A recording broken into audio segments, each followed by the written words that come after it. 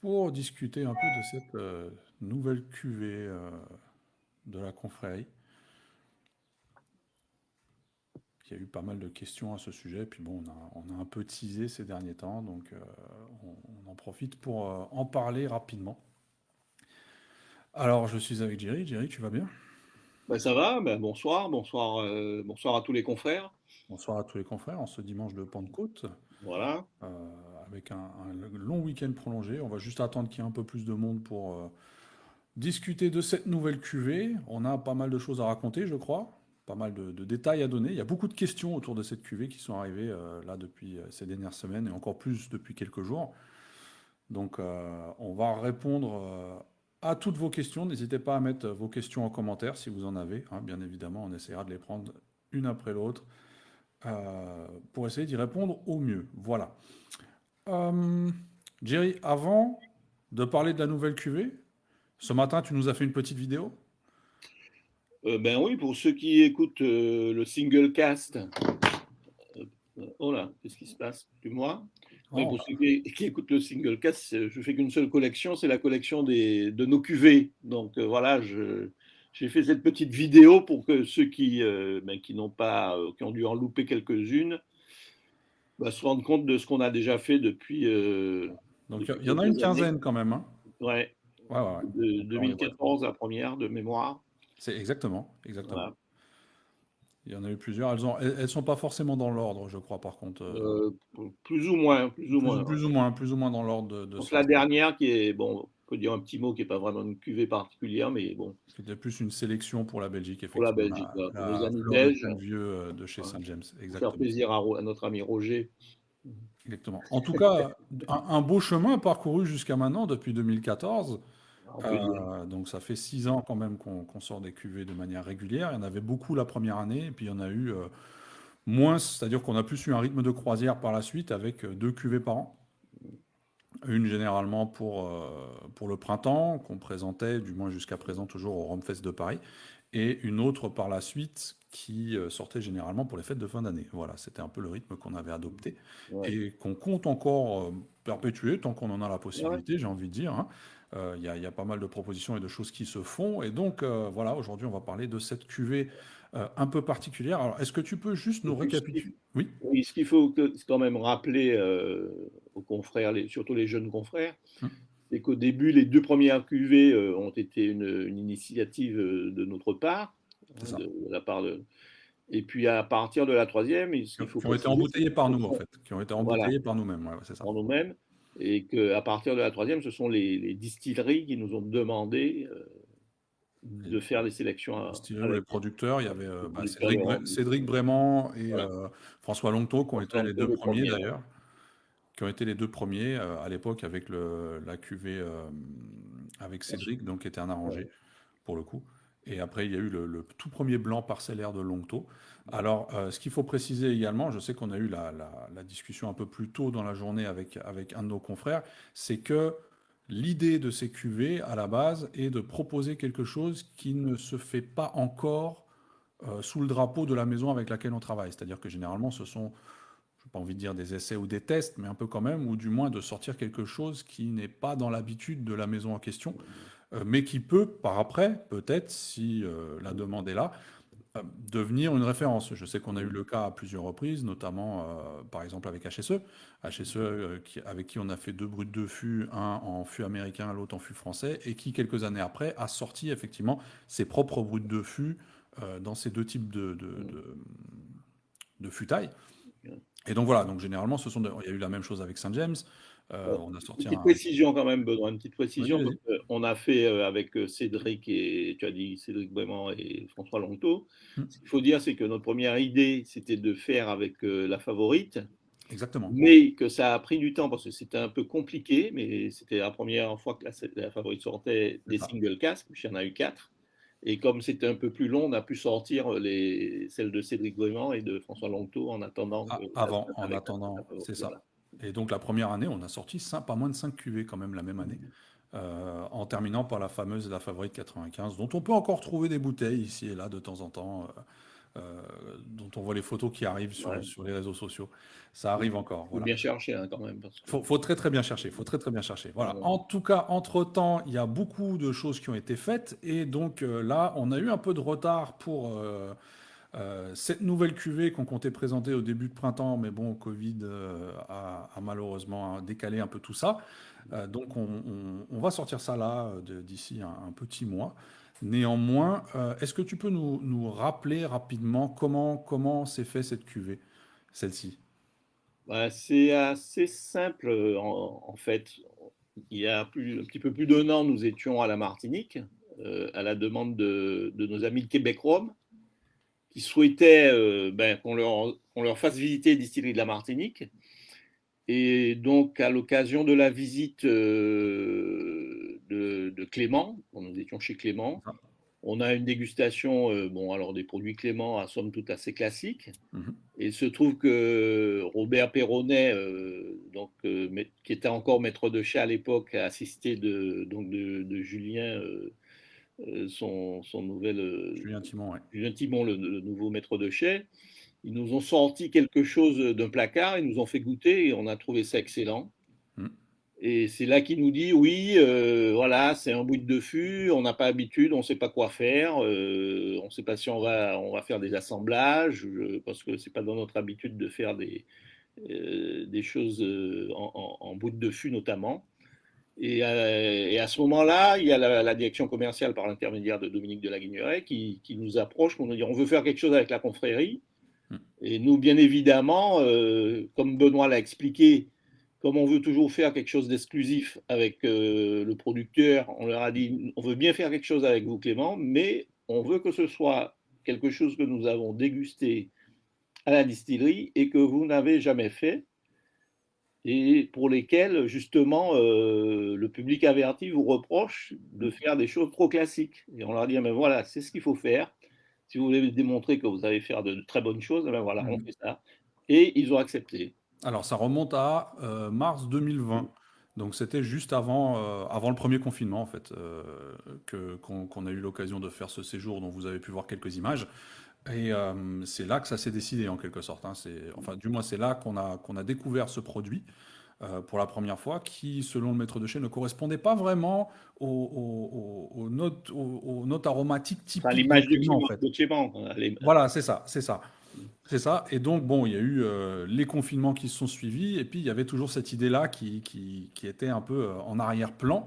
Et pour en avoir rediscuté pendant plusieurs mois avec l'équipe commerciale de Clément, donc avec Dominique et Audrey, nous sommes finalement tombés sur la conclusion qu'on allait embouteiller ce produit.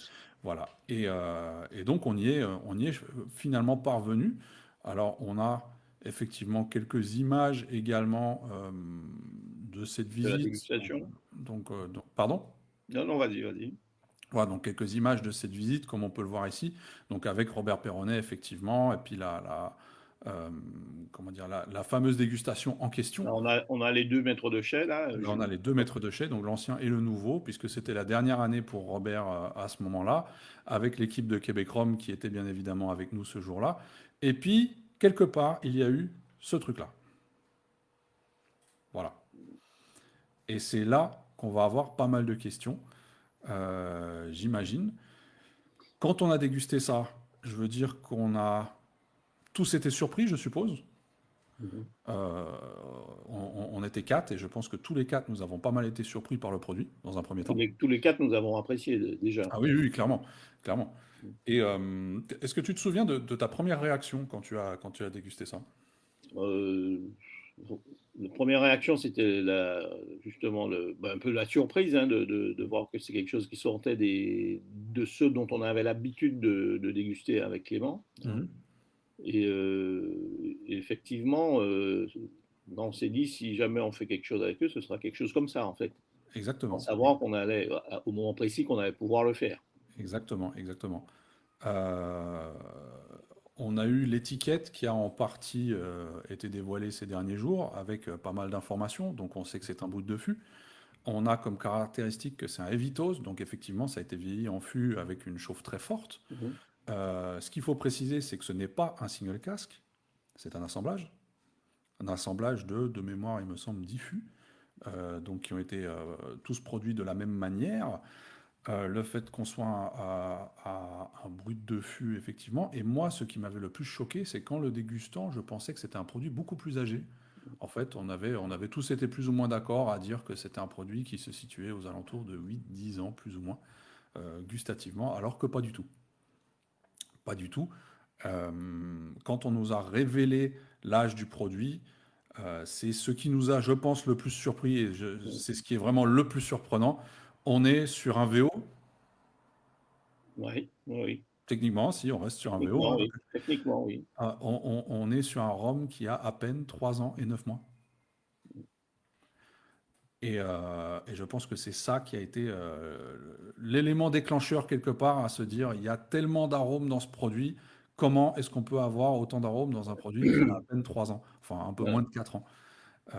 Et donc je pense que voilà, on l'attend tous, donc on va quand même dévoiler la fameuse bouteille avec l'étiquette. Tu vas dévoiler l'étiquette. Alors, Voilà, justement, là voilà. et avant de dévoiler l'étiquette complètement, on a eu des questions donc sur la confrérie de certains, on va dire professionnels, entre guillemets, hein, puisqu'ils sont Mhm. dans le domaine du rhum, qui nous disaient, ah oui, ça va être un 5 ans parce qu'ils ont vu la date de mise en fût 2015. Exactement.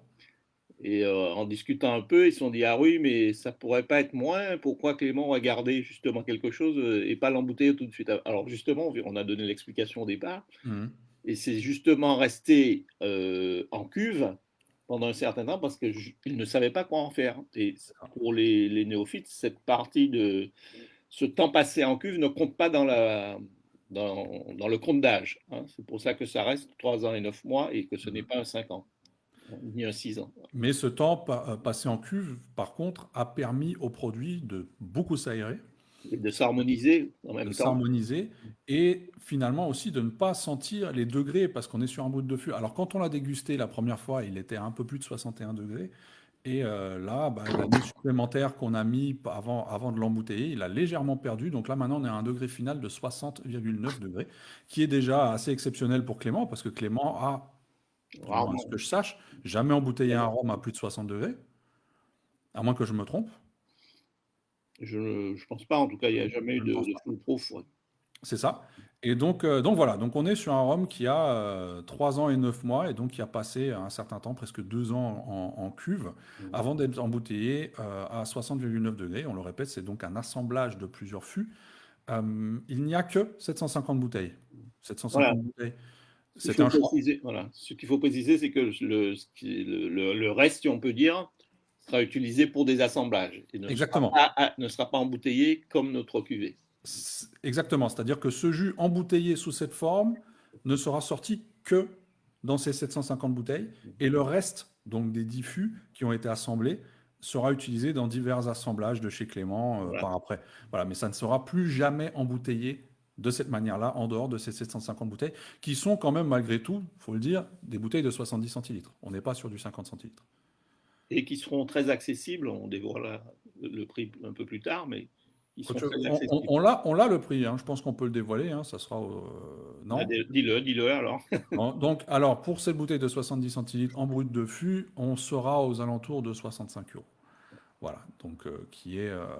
alors, je vois déjà les gens venir en me disant, oui, mais bon, 65 euros pour un 3 ans, voilà, ça reste assez cher. Tout ça est bien évidemment une question de point de vue. Ouais, c'est un 3 ans, Benoît, hein. Quand tu vois des élevés sous bois qui sont beaucoup plus chers, Aussi, c'est vrai. C'est vrai que de nos jours, on a certains élevés sous bois qui sont beaucoup plus chers. ou même des blancs.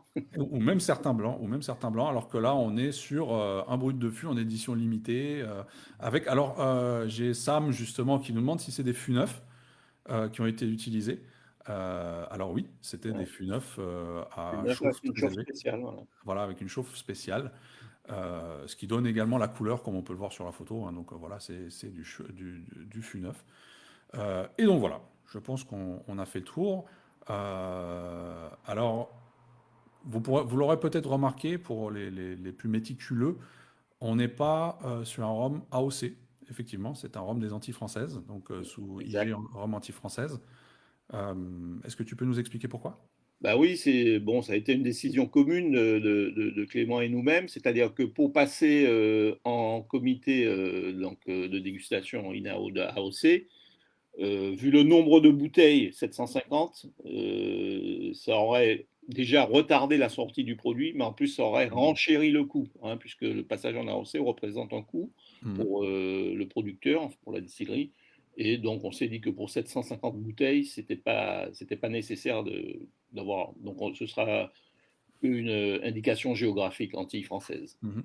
Donc alors c'était une décision commune quand même que nous avons prise avec Clément parce qu'on en a quand même longuement discuté. Discuter. Et c'était effectivement une décision commune de ne pas faire passer ça au comité AOC. Et donc ça restera un rhum anti-française, même si le rhum qui est dedans, il faut le préciser quand C'est de même, là aussi. est du rhum martiniquais. Voilà. Donc voilà, je pense qu'on a fait le tour de la question. Alors, où est-ce qu'on peut la commander? Alors, concernant la date de présentation, tout d'abord, le produit sera disponible officiellement à partir du 19 juin prochain. 19 juin, où le produit sera également en dégustation pour la première fois au Rhum Society. Donc, le deuxième week-end du Rhum Society à Paris, on va en profiter puisque l'équipe de Clément sera là et nous également. Donc, Exact. pour les quelques chanceux qui auront la possibilité d'y venir, vous pourrez donc éventuellement goûter le produit sur place et également l'acheter, je suppose. Mais tous nos cavistes partenaires, dont la liste sera dévoilée d'ici quelques temps également sur le groupe, comme d'habitude, les auront et pourront également les mettre en vente à partir de cette date-là. Donc, très probablement, un de vos cavistes préférés, les plus proches, je pense que les plus connus en font partie, auront cette cuvée à disposition, bien sûr toujours dans la limite des stocks disponibles, à partir du 19 juin prochain. Donc, un très bon moyen de démarrer l'été finalement. Oui. Donc, où peut-on la commander? Voilà, à Poisca Gili, je pense qu'on a répondu à la question. Donc, est-ce qu'il y a d'autres questions? Si oui, on peut encore rester quelques minutes pour répondre. Sinon, bah, ça sera tout, hein. Je pense qu'on a Ben voilà, l'essentiel a été dit. On a donné l'essentiel a été dit. Voilà. les informations les plus importantes ont été. Bon, il y avait déjà des petites fuites, hein, de part et d'autre, mais bon. Oui, certaines personnes sont très très fortes à relier les points, par contre. On a de très très bons détectives dans Et le groupe. puis, il y en a qui arrivent à lire même quand c'est flou, donc Exactement, ils ont des logiciels particuliers, je pense. Le nombre de bouteilles disponibles a été déterminé par Clément. Alors non, pas du tout. Pas du tout. Pour le coup, ce nombre a été déterminé par nous, pardon. après discussion avec Clément, et pour garder une certaine exclusivité, c'est-à-dire que le but n'a jamais été de faire un produit de masse. On s'est dit que voilà, 750 bouteilles paraissait comment dire, une quantité raisonnable Pour ce type de cuvée, pour ce de type de sélection. cuvée. Voilà. C'est ça. Parce que le but après n'est pas non plus ni pour Clément ni pour nous de rester avec des stocks encore pendant 3 ans. Et puis à l'inverse, ça met aussi un peu d'exclusivité sur le produit puisque ça reste quand même une cuvée exclusive. Et donc voilà. Marie Guérin qui nous demande des détails sur la dégustation. C'est-à-dire, qu'est-ce qu'elle veut savoir, Marie, de plus? Elle a- Ce sera pas pour faire tes gâteaux, Marie. Ce sera. elle- Ça fera de très très bons gâteaux en tout cas. Ça fera de très très bons gâteaux. Je pense que pour la partie dégustation, on va pas en dévoiler plus aujourd'hui. On laissera plus les gens se faire leur propre avis. Voilà. Parce que j'aimerais bien avoir les retours sans devoir les influencer au préalable. J'espère juste que voilà, vous serez aussi étonnés par cette cuvée que nous l'avons été et qu'elle vous plaira autant qu'à nous. Euh, On peut dire que même s'il n'est pas AOC, les marqueurs, ce sont les marqueurs des rhums AOC de Martinique. voilà, c'est ça. Est-ce qu'on a le droit de dire ça? Je sais pas. Je veux pas qu'on s'attire les foudres Bon, de bon, certains. Marc et Claudine ne nous écoutent pas, ça va. Pas encore, ils le verront peut-être en replay. Voilà. Ouais. Quelle distillerie pour la prochaine association? Alors, je pense qu'on va pas tout dévoiler aujourd'hui, hein. Il y aura un certain temps pour tout. Là, on va déjà rester sur cette cuvée Clément, et pour les prochaines, on Puis reviendra c'est pas forcément une distillerie, hein, en temps et vouloir. c'est Voilà, et du rhum.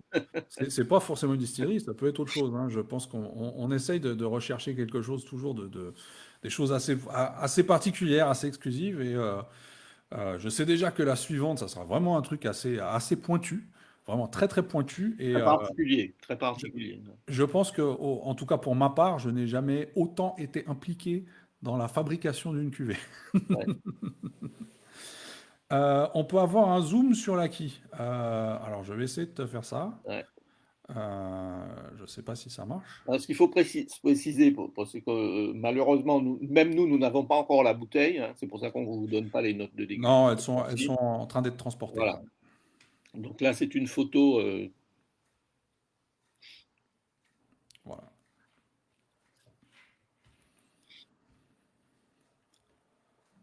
Donc voilà, voilà. Alors attends, il y avait un commentaire, plus ou moins le même prix que ce délice d'arbre du voyageur, qui je crois était un 3 ans aussi de chez Lamonie.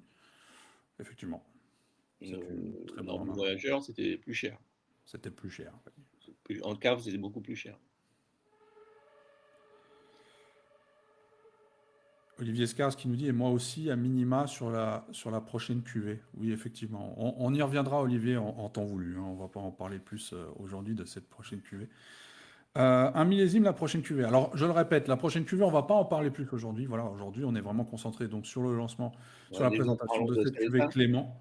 Ça sert à rien de tout dévoiler maintenant déjà. Si voilà, il y a d'autres cuvées qui sont en cours, qui sont en discussion, en préparation, en production, etc. Même pour 2022, mais bon, là, on est sur celle de maintenant. Donc, Voilà, là maintenant on est sur celle-ci. Donc je le répète, qui sera donc à déguster à partir du 19 juin au Rome Society et également disponible à chez partir les de juin cavistes, chez les cavistes. cavistes Voilà, partenaires, cavistes partenaires exactement, dont on rappellera la liste donc très prochainement. sur le groupe. Voilà.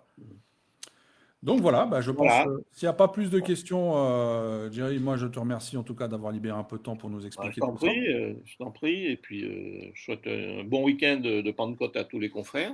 Exactement. Donc, Et puis sinon, on comme vous donne rendez-vous déguster le bien, mais 19. sans abus, toujours, hein. Exactement. Et puis on se donne rendez-vous le 19 du coup, le 19 Oui, juin. tout à fait, on y sera, on sera présent. Parfait. En tout cas, on vous souhaite donc un bon week-end de Pentecôte et on vous dit, on vous souhaite une bonne soirée. À la prochaine.